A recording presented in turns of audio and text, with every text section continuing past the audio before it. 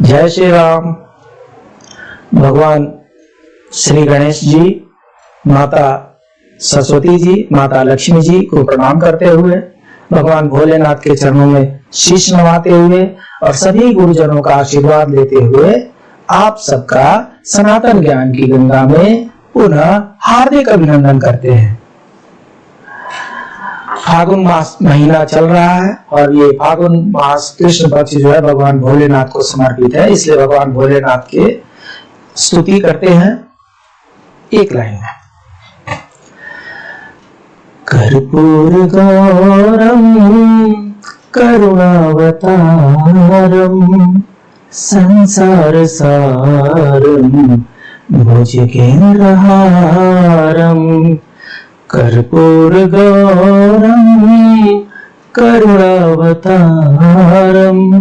संसार सारम भुजगेन्द्रहारम, सदा वसंतम हृदयारविंदे भवं भवानी सहितं नमामि, कर्पूर गौरम करुणावतारम संसार सारम भुजगेन्द्रहारम। पिछले अध्याय में ज्योतिष के अंतर्गत ग्रहों के हम विभिन्न भावों के बारे में चर्चा कर रहे थे। ये जो कॉलम दिखाए जा रहे हैं इसमें 12 भाव होते हैं, 12 भाव होते हैं और ये भाव फिक्स है। इसको first column, second column, third column, fourth column, fifth column, sixth column, 7th house, 8th house, 9th house, 10th house, 11th house, 12th house, ये हाउस का पोजीशनिंग जो है फिक्स है। ये जो हाउस का पोजीशनिंग है, इस प्रत्येक हाउस का अपना कुछ कैरेक्टरिस्टिक्स है। ये प्रत्येक हाउस कुछ इंडिकेट करता है और उस इंडिकेशन को आज हम गहन अध्ययन से समझेंगे। आज का जो विषय है वो प्रथम भाव है। सिर्फ और सिर्फ हम आज प्रथम भाव देखेंगे। प्रथम भाव ये है और इस प्रथम भाव को हम तन भाव भी कहते हैं। हमने कल भी बताया था आपको कि ये जो ऊपर वाला जो हिस्सा है ये पूर्व कहलाता है। जातक का जन्म जिस समय हुआ, आकाश मंडल में कौन सी राशि पूर्व दिशा में थी, उस राशि को यहां पर लिखा जाता है कि यमुक राशि पूर्व दिशा में थी और इसको लग्न राशि कहते हैं। ये जो प्रथम भाव में जो कोई भी राशि का नाम लिखा होगा उसे लग्न राशि के नाम से जानते हैं। तो इस प्रथम भाव में ये जो तन भाव है, इस तन भाव में हम क्या क्या जानते हैं, क्या क्या समझने की कोशिश करते हैं, क्योंकि मैंने कल भी आप लोगों को बताया था ये 12 भावों में ये जो 12 तरीके लिखे गए हैं, इतने ही मनुष्य के प्रश्न नहीं होते और इतनी ही मनुष्य की दिनचर्या नहीं होती। मनुष्य का जीवन बहुत लंबा है। औसतन एक ज्योतिषीय गणना के अनुसार विंशोत्तरी गणना होती है। विंशोत्तरी गणना के अनुसार एक मनुष्य की आयु 120 वर्ष तय की गई है। अपने परिवेश के अनुसार, अपने स्वास्थ्य के अनुसार, अपने समय के अनुसार, अपने परिस्थिति के अनुसार ये उम्र कम और ज्यादा हो जाती है।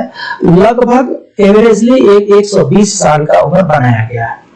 तो उसके हिसाब से ये जो 12 है भाव है, ये 12 भाव मोटे मोटे हैं, इसमें बहुत से भाव छुपे हुए हैं। आज हम ये देखते हैं कि प्रथम भाव जो है, जिसको तन भाव कहते हैं, इसमें किन किन बातों की हम चर्चा करते हैं, किन किन बातों को हम देखते हैं, किन किन बातों का विश्लेषण करना होता है, कौन कौन से प्रश्न हमारे मन में आते हैं जिनका उत्तर हमें प्रथम भाव में ढूंढना चाहिए। जो पहला भाव है उसमें हम रूप और रंग ढूंढते हैं। पहले भाव में जो राशि होगी उसके साथ कुछ ग्रह हो सकते हैं, तो उस राशि और ग्रह के और उस राशि के डिग्री कितने हैं, उस ग्रह के डिग्री कितने हैं, कितनी उसकी पोटेंसी है, उच्च में है कि नीच में है, मध्यम में है, सुषुप्त अवस्था में, जागृत अवस्था में, यौवन अवस्था में, किस अवस्था में कौन सा ग्रह वहां पर है, उसके अनुसार उस जातक का रूप और रंग निर्भर करता है। यहाँ देख करके हम अंदाजा लगा लेते हैं कि वो जातक जो होगा उसका रूप कैसा होगा। सुंदर होगा, देखने में मनमोहक होगा, कुरूप होगा, बेडौल होगा, ढील डौल वाला होगा, गोल बटोल होगा, लंबा होगा, छोटा होगा, मोटा होगा, पतला होगा। नाक उसके कैसे होंगे, नयन उसके कैसे होंगे, चेहरे की बनावट उसकी कैसे होगी, ये सब कुछ हम इस तन भाव से पता करते हैं और उसका उत्तर हमें तन भाव में मिलता है, प्रथम भाव में मिलता है। रूप के बारे में, उसके बाद रंग के बारे में, गोरा होगा, काला होगा, सांवला होगा, कृष्ण वर्ण का होगा, पीले रंग का होगा, लाल वर्ण का होगा। उसके वो जो गोरा होगा उसकी गोराई कैसी होगी, दूध के जैसा गोरा होगा, गेहूं गोरा होगा, मक्खन के जैसा गोरा होगा, या भगवान शिव जी की जब हम स्तुति करते हैं कर्पूर के जैसा गोरा होगा। कैसा कैसा उसका रंग होगा, इसके बारे में इसकी जो जिज्ञासा होती है वो प्रथम भाव से हम पता करते हैं। इसके बाद से उसके स्वास्थ्य के बारे में, ओवरऑल स्वास्थ्य के बारे में, हेल्दी होगा, अनहेल्दी होगा, धृतराष्ट्र होगा, पांडु होगा, पीलिया रोग वाला होगा, आंख के रोग वाला होगा। एवरेजली उसका हेल्थ कैसा रहेगा, कहने का मतलब कि जनरली ठीक ठाक रहेगा, बीच बीच में कभी कुछ सर्दी जुकाम वगैरह होता है उसको इसमें कवर अप नहीं करते हैं। कहने का मतलब कि अधिक समय वो स्वस्थ रहता है या अधिक समय वो अस्वस्थ रहता है। ये सब बातों का हम जानकारी प्रथम भाव में प्राप्त करते हैं। इसके बाद से शारीरिक बनावट कैसी होगी, कोमल होगा, हृष्ट पुष्ट होगा, हट्ठा खट्ठा होगा, 6 फीट का लंबा जवान होगा, मेरे जैसा मुछड़ होगा, आप लोगों में से किसी और के जैसा क्लीन स्वीप होगा। ये जितनी भी चीजें हैं यहां से हम शारीरिक बनावट में हम पता करते हैं।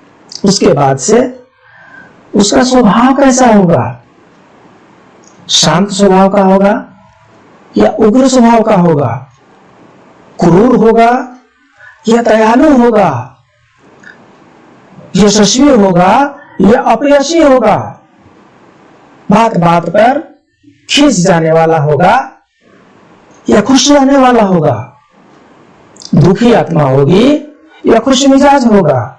इन सब बातों का उत्तर जो है प्रथम भाव में ढूंढते हैं और इसका उत्तर मिल जाता है। उसके बाद से जनरली सुख दुख का भाव कैसा रहेगा, एक ओवरऑल एवरेजिंग कर लिया जाए तो जीवन में ज्यादा सुख मिलने वाले हैं, कम सुख मिलने वाले हैं, ज्यादा दुख मिलने वाले हैं, कम दुख मिलने वाले हैं, नहीं दुख मिलने वाले हैं, सुख ही सुख मिलने वाले हैं। इन सारे प्रश्नों का उत्तर प्रथम भाव में मिलता है। मस्तिष्क की बनावट कैसी होगी, सिर की बनावट कैसी होगी, मेरे जैसे बाल वाला होगा या कुछ लोगों के हेलीपैड जैसा चंडूल होगा, सपासट होगा, ललाट लंबे होंगे या ललाट छोटे होंगे, ये जो सर का बनावट है गोल होगा या लंबा होगा, छोटा होगा या बड़ा होगा। इन सब की जानकारी हमें प्रथम भाव से प्राप्त होती है। उसके बाद से साहस, ओवरऑल साहस, वैसे तो हम जो उसके साहस की और उसकी प्रचंडता की जो गणना करते हैं हम तृतीय भाव से करते हैं, परंतु ओवरऑल साहसी होगा, निर्भीक होगा, डरपोक होगा, शाही नेचर का होगा, कुवार्ड होगा। ये सब कैसा होगा वो, उसकी जानकारी हम प्रथम भाव में प्राप्त करते हैं। उसके बाद से आयु प्रभाव क्या होगा।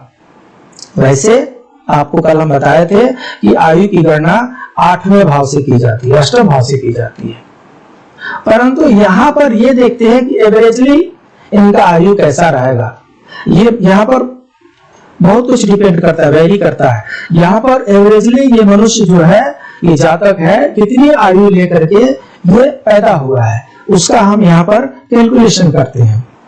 उसके बाद से व्यक्तित्व का विचार खुले विचार वाला है, संकीर्ण विचार वाला है, अच्छे विचार वाला है, गंदे विचार वाला है, हंसमुख विचार वाला है, दुखी विचार वाला है। कई प्रकार के विचार होते हैं मानव के, और उन सारे विचारों का हम अध्ययन इस प्रथम भाव में करते हैं। उसके बाद से आरंभिक जीवन कैसा रहेगा। आरंभिक जीवन की बात इसलिए हो रही है कि यहाँ से जैसे जैसे मनुष्य बड़ा होता जाएगा, उसके धन भाव, भ्राता भाव, माता भाव, संतान भाव, रोग भाव, पत्नी भाव, ये सब बढ़ते जाते हैं। तो जो प्रारंभिक जीवन रहेगा वो कठिन होगा या सरल होगा, गरीबी में बीतेगा या धनवान रहेगा, स्वस्थ रहेगा या अस्वस्थ रहेगा, कपड़े कैसे होंगे, रहन सहन कैसा होगा, ये सब जो चीजें हैं ये हम प्रथम भाव में पता करते हैं। और लास्ट बट नॉट लीस्ट पूर्व दिशा की जानकारी भी इसी भाव से करते हैं, और इसीलिए इस भाव को लग्न भाव कहते हैं। तन भाव को लग्न भाव के नाम से भी जाना जाता है। तो इस तरीके से आज हमने एक प्रथम भाव के बारे में जानकारी प्राप्त की। अगले दिन हम दूसरे भाव के बारे में जानकारी प्राप्त करेंगे। इसके बाद हम जान लेते हैं एक बहुत ही चर्चित विषय है ज्योतिष दुनिया में, पितृदोष। आज हम जान लेते हैं कि पितृदोष क्या होता है, क्यों होता है, और उसका निवारण क्या है, उसका सॉल्यूशन क्या है। ऐसा देखा गया है कि जिन जिन किसी के भी पूर्वज इस धराधाम को दुख में छोड़ के गए हैं, बहुत लोग ऐसे हैं कि इस धराधाम को हंसते खेलते छोड़ करके जाते हैं, एक उम्र पूरा हो जाता है तो छोड़ के जाते हैं। बहुत लोगों के पूर्वज ऐसे होते हैं जो शायद समय से पहले चले जाते हैं, जो शायद दुखी होकर के जाते हैं, जो शायद अपने परिवारजनों से संतुष्ट होकर नहीं जाते हैं, जो शायद अकाल मृत्यु को प्राप्त करते हैं, जिसने गौ हत्या की हो, जिसने भ्रूण हत्या की हो। ये सब कारण बताए जाते हैं पितृदोष के। और ऐसा माना जाता है कि इस प्रकार की जितनी भी हत्याएं हुई हैं, जितने भी निधन हुए हैं, इनकी आत्माएं उनके घर के अगल बगल ही भटकती रहती है, और वो प्यासी है। किस चीज की प्यासी है? आपके सम्मान की प्यासी है, आपके आदर की प्यासी है, आपके दुलार की प्यासी है, आपके भोग प्यास की प्यासी है।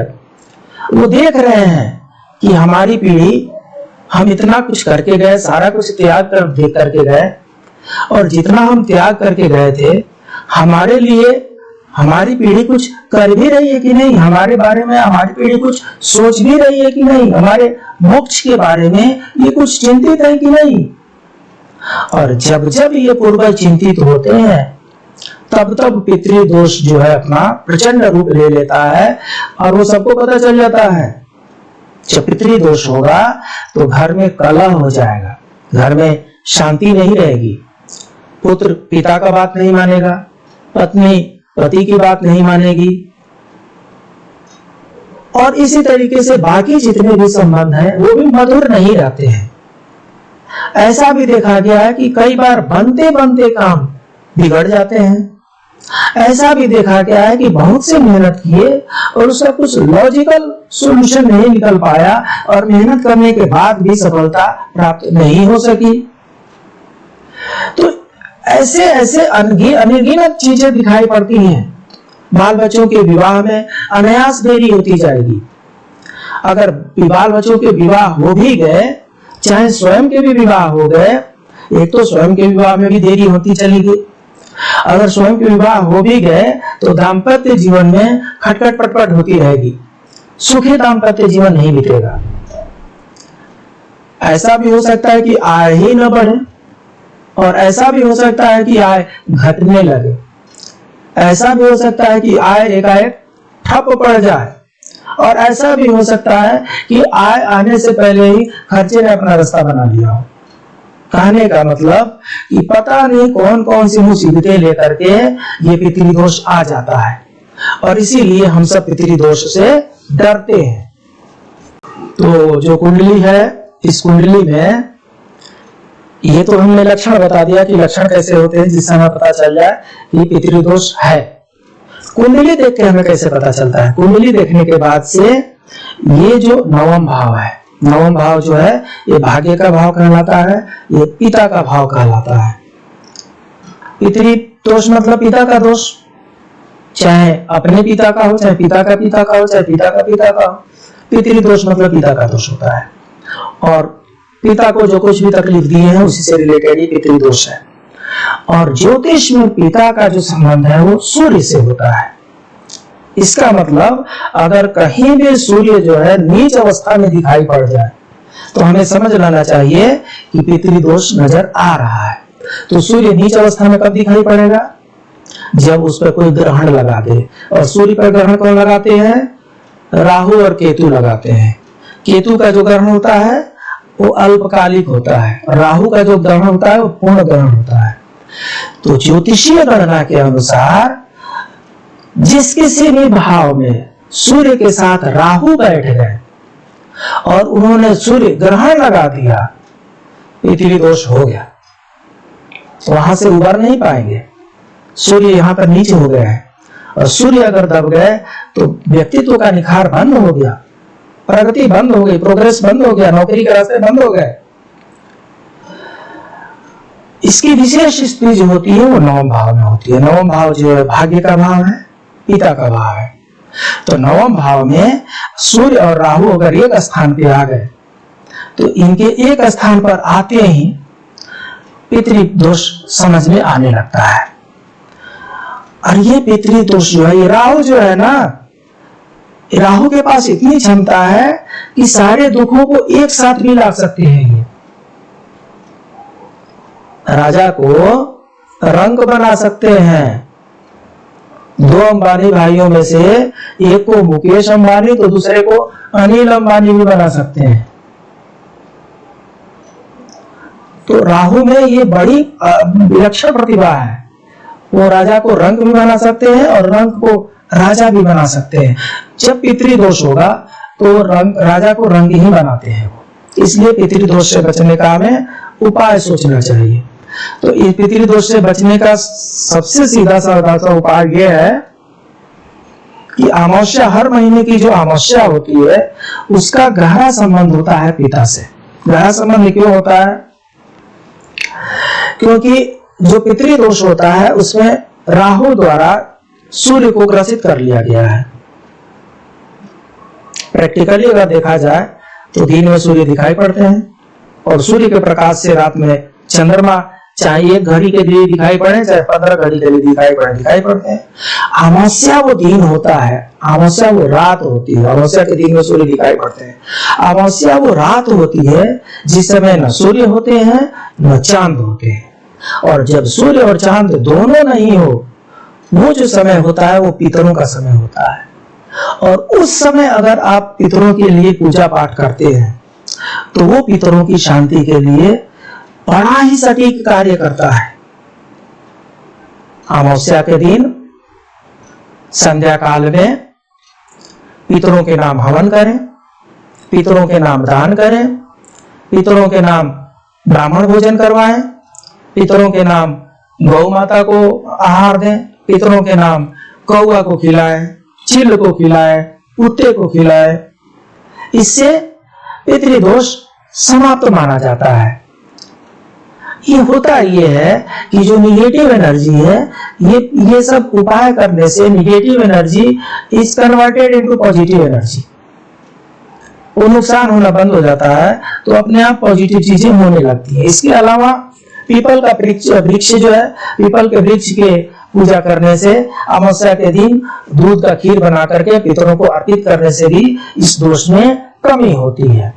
अमावस्या के दिन कंडे की धूनी लगाकर उसमें खीर का भोग लगाकर दक्षिण दिशा में पितरों का आह्वान करके अपने कर्मों की क्षमा याचना करने से भी पितृदोष में लाभ होता है।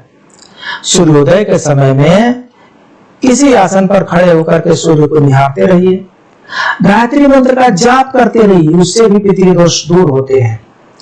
प्रत्येक दिन अपने इष्ट देवता या कुल देवता या इष्ट देवता और कुल देवता दोनों की पूजा विधि भाव से करते रहें, उससे भी पितृदोष मिट जाते हैं। कुंडली में पितृदोष होने से किसी गरीब कन्या का विवाह करवा दें, अथवा गरीब कन्या बीमार है उसका दवा इलाज करवा दें, इससे भी पितृदोष दूर होते हैं।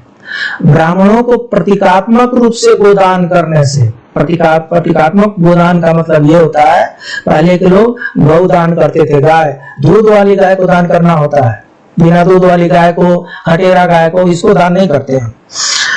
उस गाय को दान करते हैं जो दूध देने वाली होती है, दुधारू गाय को ब्राह्मण को दान करते हैं।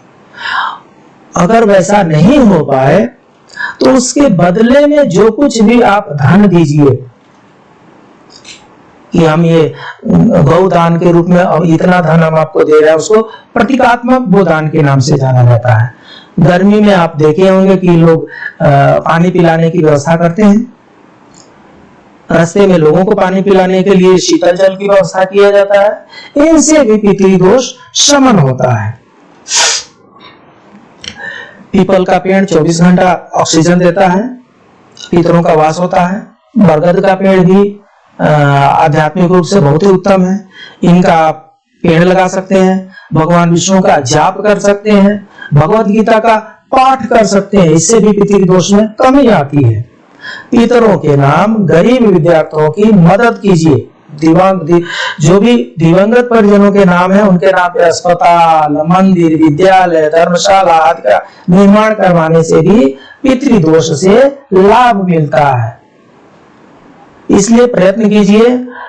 पहला प्रयत्न तो ये करना चाहिए कि अपने किसी भी पितर को, पापा को, चाचा को, अपने से बड़े बाबा को, दादा को, नाना को, अपने से बड़े जितने भी पितर हैं उनका किसी भी तरीके से जीते जी निरादर न कीजिए। और किसी कारण से अगर वो इस धरा धाम को छोड़ के चले ही भी गए हैं, अपने मन में उनके लिए श्रद्धा भक्ति रखिए, मन ही मन उनको नमन करते रहिए। और अगर दोष नजर आता है तो ये छोटे मोटे उपाय हैं, इनको करिए और इससे निकल जाइए। पितृदोष हर एक चीज में बाधक बन जाता है, जीवन मुश्किल हो जाता है, इसलिए पितृदोष का निवारण कर ही लेनी चाहिए। इसके बाद हम ग्रहों के स्वभाव की चर्चा करेंगे। अभी तो ये पहले भाव के बारे में समझे हैं, उसके बाद से दूसरे भाव के बारे में, एक एक भाव के बारे में हम समझते जाएंगे और इसी बीच में एक एक ग्रहों की स्वभाव की चर्चा भी करते जाएंगे। तो हमें पूरी आशा है कि ये क्लास जो है वो आपको समझ में आ रहा है और आपकी जानकारी को दृढ़ भी कर रहा है। अगर सचमुच आपको इससे जानकारी मिल रही है और आप अगर प्रसन्न हैं तो आपको सब्सक्राइब करना चाहिए यहाँ बटन दबा करके, लाइक करना चाहिए यहाँ बटन दबा करके, और जो सबसे इंपॉर्टेंट चीज वो ये है कि आपके व्यूज का कमेंट के रूप में मैं बड़ी बेसब्री से प्रतीक्षा करता रहता हूं। इसलिए आपके कमेंट के प्रतीक्षा में आज का क्लास यहीं पे समाप्त होता है। कल फिर मिलते हैं एक नए टॉपिक के साथ, एक नए जोश के साथ, एक नए उमंग के साथ, एक नए होश के साथ। जय श्री राम।